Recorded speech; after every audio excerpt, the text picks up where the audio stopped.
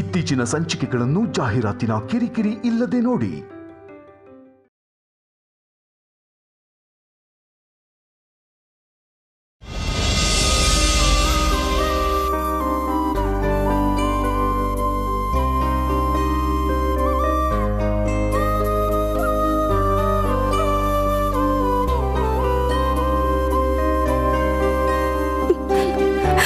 ಅವ್ರು ಯಾರಿಗೋಸ್ಕರ ಹುಡುಕ್ತಿದ್ದಾರೆ? ನನಗೋಸ್ಕರನಾ? ಈ ತರ ಒದ್ದಾಡ್ಕೊಂಡು ಹೆತ್ತವ್ರನ್ನ ಹುಡುಕೋ ಅಂತ ಸಂದರ್ಭ ಬರುತ್ತೆ ಅನ್ನೋದನ್ನ ಕನಸಲ್ಲೂ ನಾನು ಊಹಿಸಿರ್ಲಿಲ್ಲ ಸ್ವಾಮಿ. ಏನ್ ಮಾಡ್ಲಿ, ಎಲ್ರೂ ಅನಾಥೆ ಅನಾಥೆ ಅಂದಾಗ ನಮ್ಮತ್ತೆ ಮನೆಯವ್ರು ಪಡೋ ಕಷ್ಟನ ನೋಡೋಕ್ಕಾಗ್ದೆ ತಿಳ್ಕೋಬೇಕು ಅಂತ ಅನ್ನಿಸ್ತಿದೆ. ಆದ್ರೆ ಅದನ್ನ ನಾನ್ ತಿಳ್ಕೋಬೇಕು ಅಂತ ಅನ್ಕೊಂಡಿದ್ದ ತಕ್ಷಣಕ್ಕೆ ತಿಳ್ಕೊಳ್ಳೋದಕ್ ಸಾಧ್ಯ ಇಲ್ಲ.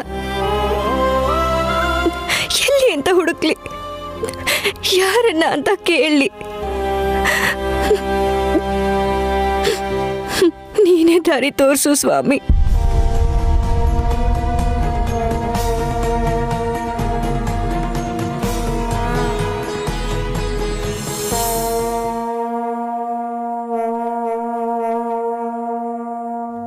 ದಂಪತಿಗಳಿಬ್ರು ದೇವಸ್ಥಾನದಲ್ಲೇ ಇದ್ದು ಜಾಗರಣೆ ಮಾಡಬೇಕು. ಅಲ್ಲಿ ನೋಡಿ, ಕನಕದುರ್ಗಮ್ಮನವರ ಎದುರಿಗೆ ದೀಪನ ಬೆಳಗಿಸಿ ರಾತ್ರಿ ಇಡೀ ಜಾಗರಣೆ ಮಾಡ್ತಾ ದೀಪ ಆರದೇ ಇರೋಗೆ ನೋಡ್ಕೋಬೇಕು. ಬೇಕಾದ್ರೆ ಮಿಗ್ದೋರು ಹೊರಡ್ಬೋದು. ಬಾ, ನಮ್ಮನ್ನ ಇರಕ್ ಹೇಳಿಲ್ಲ, ಅಷ್ಟು ಸಾಕು.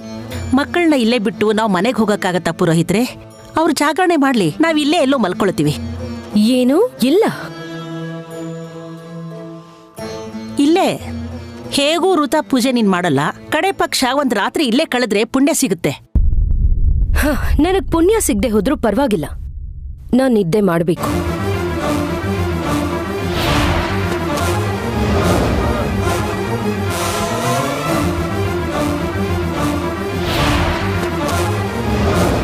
ಹುಷಾರಮ್ಮ.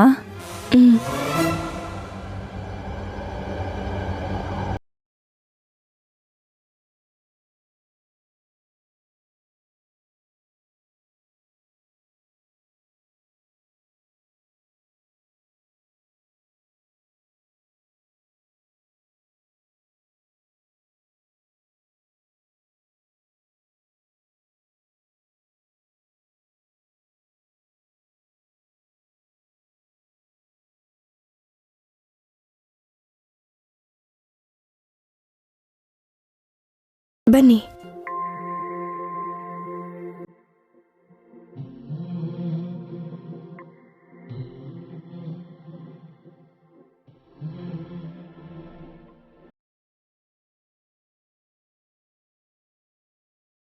ಇಲ್ಲಿ ನೋಡಿ, ಪುರೋಹಿತರು ಹೇಳಿದ್ರಲ್ವಾ? ಹೌದು, ಹೇಳಿದ್ರು.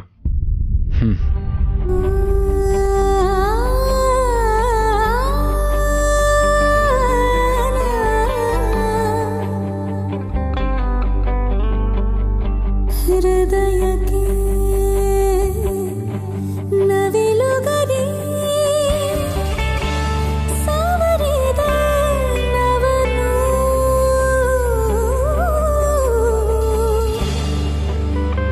ಜಗವ ಮರೆಸೋ ಮಾತ್ರಿ ಕನವನು ಮರಳಿ ಮರಳಿ ಮನವ ಮರಳಿ ಮರಳಿ ಮನವ ಕೆಣಕುವ ನವನು ಗಮನ ಸೆಳೆದ ಮೊದಲ ಹುಡುಗ ಎದೆಗೆ ಇಳಿದ ಮೊದಲ ಹುಡುಗ ಕನಸರಿಸಿದ ಮೊದಲ ಹುಡುಗ ಕವಿತೆಯಾದ ಮೊದಲ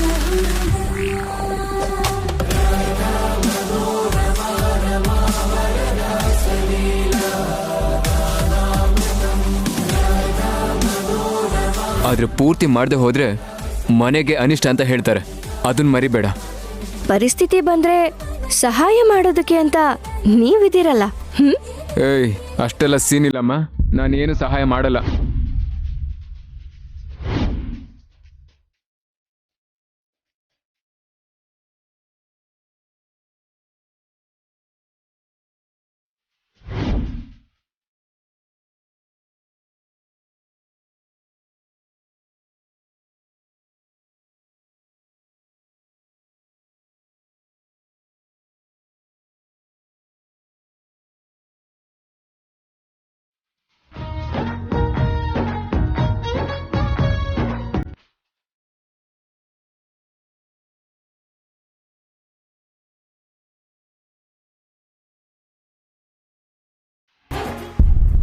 ಏನು ಅಂದ್ರೆ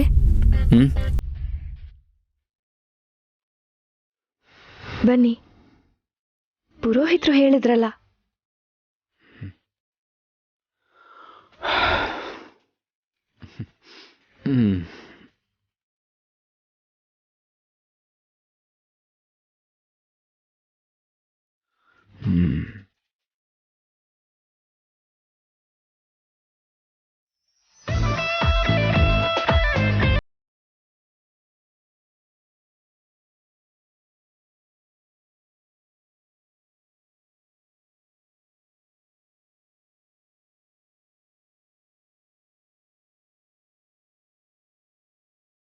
ದೀಪಮ್ಮ, ದೀಪಮ್ಮ, ನನ್ನ ಹೆತ್ತವ್ರು ಯಾರೋ ಏನೋ ನನಗೆ ಗೊತ್ತಿಲ್ಲ, ಯಾರೋ ಒಬ್ರಿಗೆ ಸಿಕ್ತೆ. ಅವ್ರು ಕರ್ಕೊಂಡು ಬಂದು ನನ್ನನ್ನು ಬೆಳೆಸಿದ್ರು.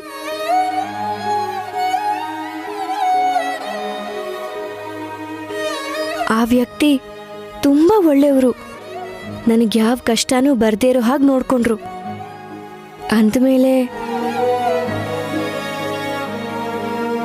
ನನಗೆ ಜೀವನ ಕೊಟ್ಟಿದ್ದಾರೆ ಅನ್ನೋ ಕೃತಜ್ಞತೆ ನನಗಿರುತ್ತೆ ಅಲ್ವಾ. ಅವ್ರೇನೇ ಕೇಳಿದ್ರು ಅದನ್ನ ಕೊಟ್ಟು ಋಣ ತೀರಿಸ್ಕೋಬೇಕಲ್ವಾ. ನನಗೇನಾದ್ರೂ ಅಮೂಲ್ಯವಾಗಿರೋದು ಸಿಕ್ಕಿದಾಗ ಅವ್ರಿಗದ್ರಿಂದ ಸಂತೋಷ ಸಿಗತ್ತೆ ಅಂದ್ರೆ ಅವ್ರು ಕೊಡಬೇಕು ಅಲ್ವಾ. ಅಷ್ಟು ಕೃತಜ್ಞತೆನೂ ಇಲ್ಲದೆ ಹೋದ್ರೆ ಅದು ಮನುಷ್ಯತ್ವ ಅನ್ಸತ್ತಾ?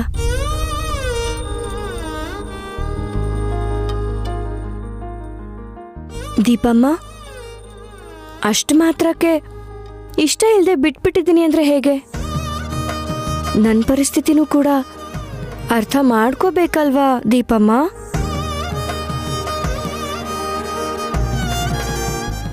ದೀಪಮ್ಮ,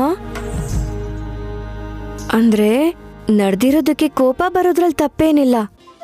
ಆದ್ರೆ ನನ್ನ ಪರಿಸ್ಥಿತಿ ಅರ್ಥ ಮಾಡ್ಕೊಂಡ್ರೆ ಕೋಪ ಹೋಗತ್ತೆ ದೀಪಮ್ಮ. ನೀನಾದ್ರೂ ಅರ್ಥ ಮಾಡ್ಕೊ ಅಂತ ಹೇಳ್ಬಾರ್ದಾ? ಇಲ್ದೆ ಹೋದ್ರೆ ಹೀಗೆ ಆ ಸಿಟ್ಟನ್ನ, ಆ ಕೋಪನ ಅನುಭವಿಸ್ತಾ ಬೇಜಾರು ಮಾಡ್ಕೊಂಡಿರ್ಬೇಕಾ?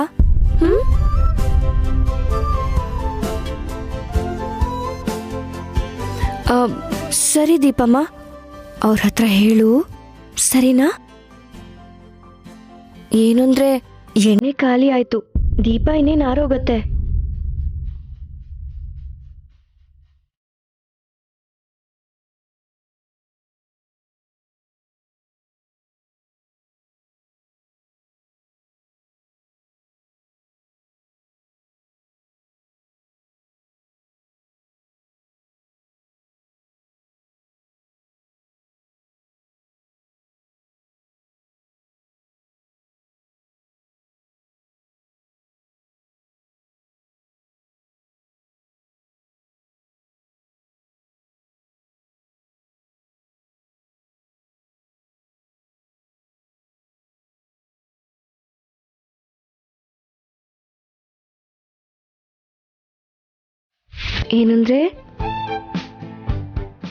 ಏನು ಅಂದ್ರೆ ನಿಮ್ಗೊಂದು ವಿಷಯ ಗೊತ್ತಾ?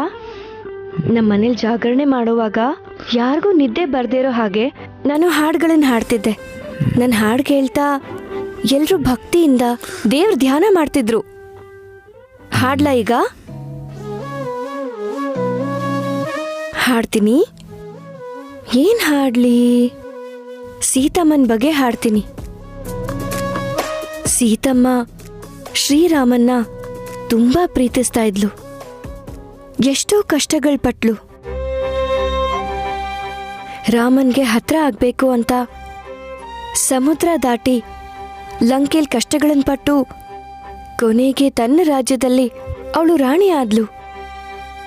ಆಮೇಲೆ ಕೊನೆಗೆ ಇಬ್ರು ಒಂದಾದ್ಮೇಲೆ ಬಂಗಾರದಂತ ಮಕ್ಕಳು ಹುಟ್ಟಿದ್ದಕ್ಕೆ ಆ ರಾಜ್ಯದಲ್ಲಿರೋರು ಎಲ್ಲರೂ ಸೇರ್ಕೊಂಡು ಆ ಸೀತಾಮಾತೆಗೆ ಸೀಮಂತ ಮಾಡಿದ್ರು.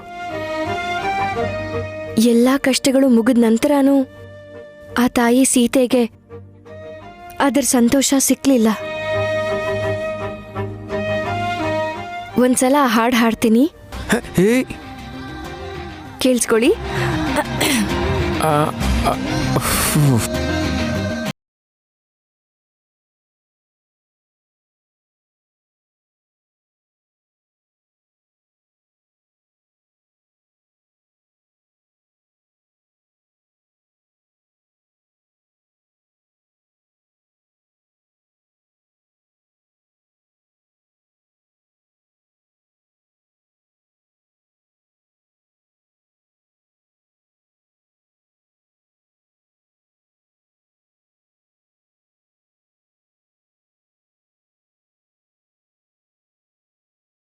ಪರೀಕ್ಷೆಯ ಸತ್ವ ಪರೀಕ್ಷೆಗೆ ಗುರಿಯಾದಳು ಸೀತೆ.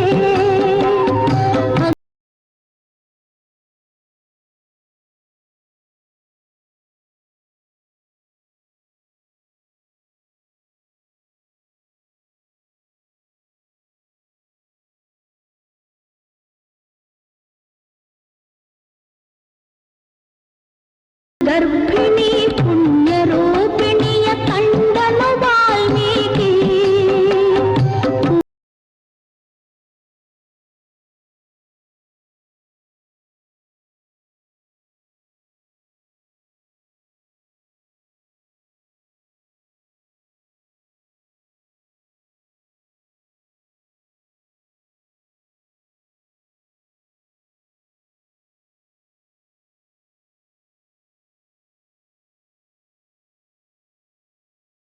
ತೀರದೆ ಲವಕುಶ ಜನನ ಸೀತೆಗೆ ಶಾಂತಿ ನಿಕೇತನ.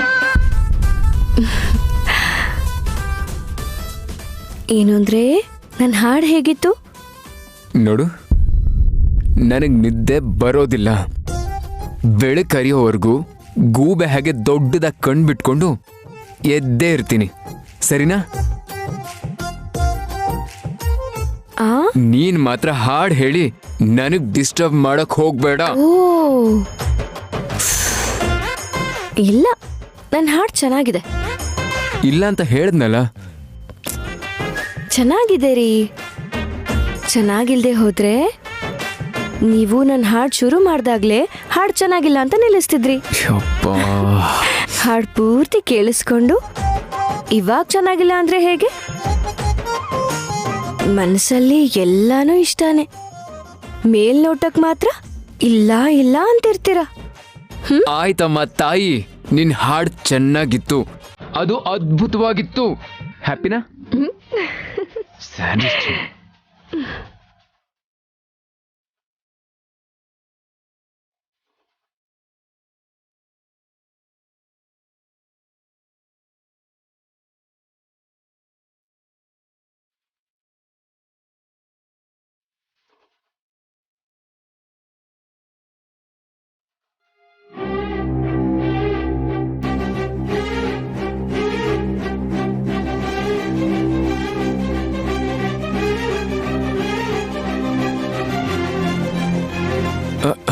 ನೋ, ಒಬ್ಬನೇ ಹಾಕ್ಬಾರ್ದಲ್ವಾ?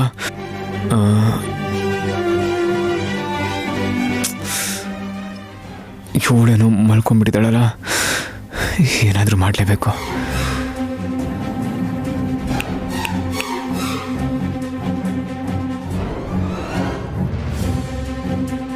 ಅಯ್ಯೋ, ದೀಪ ಆರು ಹೋಗೋ ಥರ ಇದೆ. ಏನ್ರಿ ಅಲ್ಲಿ ಎಣ್ಣೆ ಖಾಲಿ ಆಗೋಗ್ತಾ ಇದೆ, ನೀನೇನು ನಿದ್ದೆ ಮಾಡ್ತಾ ಇದೀಯಾ? ಏಳು ಮೇಲೆ ಹಿಡ್ಕೋ.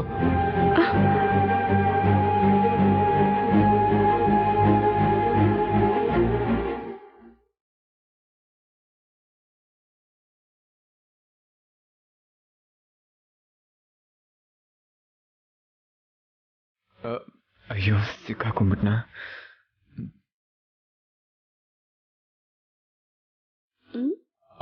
ಅಂದ್ರೆ ದೀಪ ಆರು ಹೋಗ್ತಾ ಇತ್ತು. ದೀಪ ಆರ್ಬಾರ್ದಲ್ವಾ ಅಂತ ಪುರೋಹಿತರು ಹೇಳಿದಾರಲ್ಲ ಅಂತ ನೀನು ನೆಬ್ಬಿಸ್ದೆ. ಸರಿ ಕೂತ್ಕೋ.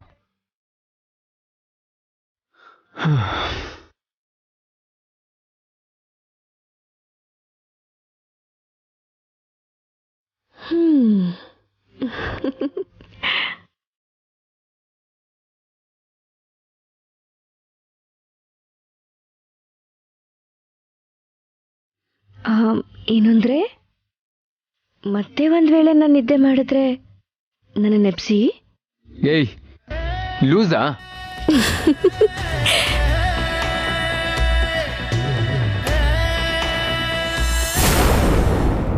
ಓ ಬಂದ್ರ? ಪೂಜೆ ಎಲ್ಲ ಹೇಗಾಯ್ತು? ತುಂಬಾ ಚೆನ್ನಾಗಾಯ್ತು ರೀ. ಮಗ ಸೊಸೆ ಇಬ್ರು ಇಡೀ ರಾತ್ರಿ ಜಾಗರಣೆ ಕೂಡ ಮಾಡಿದ್ರು.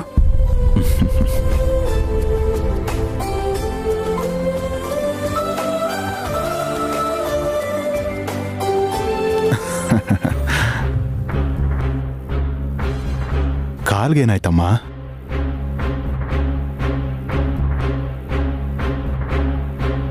ಏನಾಯ್ತು ಅಂದ್ರೆ ಏನ್ ಹೇಳಿ ದಶರಥ? ಅದು ನಿನ್ ಚಿಕ್ಕ ಸೊಸೆಗೆ ಮನೆ ಮೇಲಿರೋ ಜವಾಬ್ದಾರಿ ಬಗ್ಗೆ ಅವಳು ಕೊಟ್ಟ ಮಾತಿಗೆ ಯಾವತ್ತೂ ತಪ್ಪಲ್ಲ ಅನ್ನೋದಕ್ಕೆ ಇದು ಸಾಕ್ಷಿ.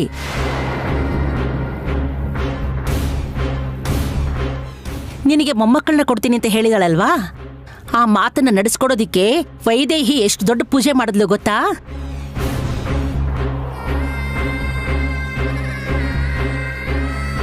ಮತ್ತೆ ಇವಳನ್ನ ಒಟ್ಟಕ್ಕೇರ್ಸಕ್ ಶುರು ಮಾಡಿದ್ದಾರೆ. ಕಾಲಲ್ಲಿ ರಕ್ತ ಬರ್ತಿದ್ರು ಕೂಡ ಅವಳು ನಿಲ್ಲಿಸ್ದೆ 108 ಸಲ ಕೊಡದಲ್ಲಿ ನೀರ್ ತಂದು ದೇವ್ರ ಅಭಿಷೇಕ ಮಾಡೋದಕ್ಕೆ ಎಷ್ಟು ಕಷ್ಟಪಡ್ಲು ಗೊತ್ತಾ?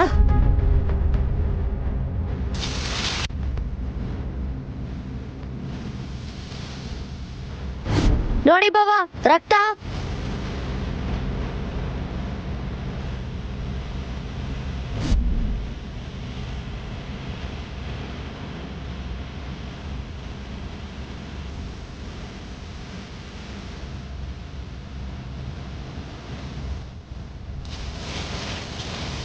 ಹೇಳಕ್ಕಾಗಲ್ಲ ಕಣೋ, ನೀ ಕಣ್ಣಾರೆ ನೋಡಿದ್ರೆ ನಿನಗೆ ಅರ್ಥ ಆಗ್ತಿತ್ತು ದಶರಥ. ಕುಟುಂಬದ ಬಗ್ಗೆ ಮಗ ಯೋಚನೆ ಮಾಡಿದ್ರೆ ಸಂತೋಷ, ಅದೇ ಸೊಸೆ ಯೋಚನೆ ಮಾಡಿದ್ರೆ ಅದೃಷ್ಟ. ನನಗೆ ಅದೃಷ್ಟ ಕೊಡುವಂಥ ಸೊಸೆ ಸಿಕ್ಕಿದಾಳಮ್ಮ. ಎಲ್ರಿಗಿಂತ ನೀನು ಅದೃಷ್ಟವಂತ ಮಗನೇ. ಇಂಥ ಒಳ್ಳೆ ಹೆಂಡತಿ ಸಿಕ್ಕಿದಾಳೆ. ನಿಜ ಅಪ್ಪ, ಇಂಥ ಒಂದು ಒಳ್ಳೆ ಹೆಂಡತಿ ಎಲ್ಲರಿಗೂ ಸಿಗಲ್ಲ. ನನ್ನ ತಮ್ಮ ನಿಜವಾಗ್ಲೂ ತುಂಬಾನೇ ಪುಣ್ಯ ಮಾಡಿರಬೇಕು. ಅವಳನ್ನ ಹೊಗಳ್ತಿರೋ ತರ ಅನ್ನಿಸ್ತಿಲ್ಲ, ನನ್ನನ್ನ ಇಂಡೈರೆಕ್ಟ್ ಆಗಿ ಬೈತಾ ಇದ್ದಾರೆ. ಅದ್ಯಾಕಕ್ಕ ಕಾಫಿ ಕುಡಿಲಿಲ್ಲ?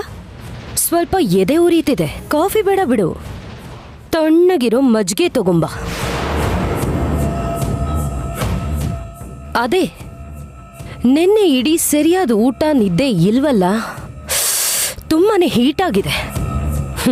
ಇವಾಗ ಮತ್ತೆ ಕಾಫಿ ಹಾಕಿ ಕುಡಿಯೋದು? ಮಜ್ಜಿಗೆ ತಗೊಂಬ. ಆಗ್ಲಿ ಅಕ್ಕ, ಖಂಡಿತ ಕೊಡ್ತೀನಿ. ನೀವ್ ಹೇಗ್ ಹೇಳ್ತೀರೋ ಹಾಗೆ. ನಿನ್ನನ್ ಎಲ್ರೂ ಅಟ್ಟಕ್ಕೇರಿಸ್ತಾ ಇದ್ದಾರಲ್ಲ, ನಿನ್ ಕೈಯಲ್ಲಿ ಎಲ್ಲ ಸೇವೆ ಮಾಡಿಸ್ಕೊಂಡು ಹೇಗ್ ನಿನ್ನನ್ ಕೆಲಸದವಳ ತರ ಟ್ರೀಟ್ ಮಾಡ್ತೀನಿ ನೋಡು. ಹಲೋ,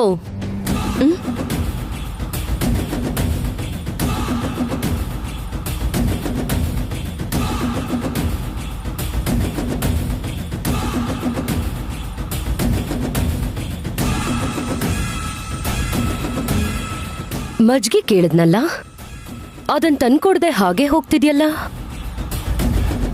ಅದಾ ರಾತ್ರಿ ಮನೇಲಿ ಇರ್ಲಿಲ್ಲ ಅಲ್ವಾ ಅಕ್ಕ, ಹಾಲ್ ಹೆಪ್ಪಾಕಿರ್ಲಿಲ್ಲ ನೋಡಿ, ಇವಾಗಿನ್ನೂ ಹಾಕಿದ್ದೀನಿ ಹೆಪ್ಪು. ಸಂಜೆ ಆಗೋಷ್ಟು ಹೊತ್ತಿಗೆ ಮಜ್ಜಿಗೆ ಮಾಡ್ಕೊಡ್ತೀನಿ.